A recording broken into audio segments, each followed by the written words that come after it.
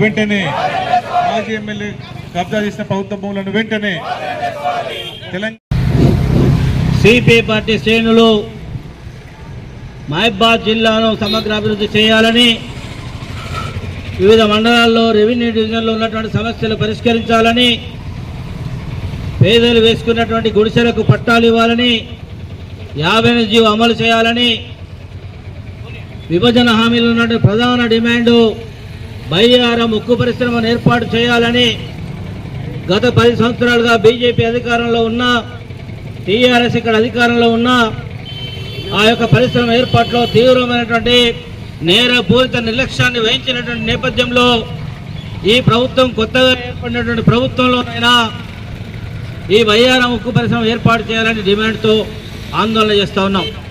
ఇవి కాకుండా సీతారాం ప్రాజెక్టు ద్వారా బయ్యారం పెద్ద చెరువును అభివృద్ధి చేసి బయ్యారం గార్ల డోర్నకల్ మహబూబాబాద్ ప్రాంతాలకు సాగునీరు అందించాలనే డిమాండ్ను కూడా ఈ సందర్భంగా చేస్తూ ఉన్నాం. వీటితో పాటు వెనుకబడినటువంటి మహబూబాబాద్ జిల్లాలో పర్యాటక కేంద్రాలు అభివృద్ధి చేయాలి. కొరివిలో, అనంతపురంలో బయ్యారాన్ని పర్యాటక కేంద్రాలుగా చేస్తూ ఇంత పెద్ద మహబూబాబాద్ జిల్లా కేంద్రం ఏర్పడిన తర్వాత ఇవాళ జిల్లాలో హాస్పిటల్ల పరిస్థితి చాలా దయనీయంగా ఉంది. గతంలోనే సిపిఐ పార్టీ పోరాటాల ద్వారా 100 పడకల ఆసుపత్రిని 500 పడకల ఆసుపత్రి చేస్తామని చెప్పి 2014లో ఉన్నటువంటి మంత్రి లక్ష్మారెడ్డి కానీ ఆ తర్వాత కానీ చెప్పారు, కానీ దీన్ని అభివృద్ధి చేయలేదు. అందుకనే వాళ్ళ మెడికల్ కళాశాల వచ్చింది.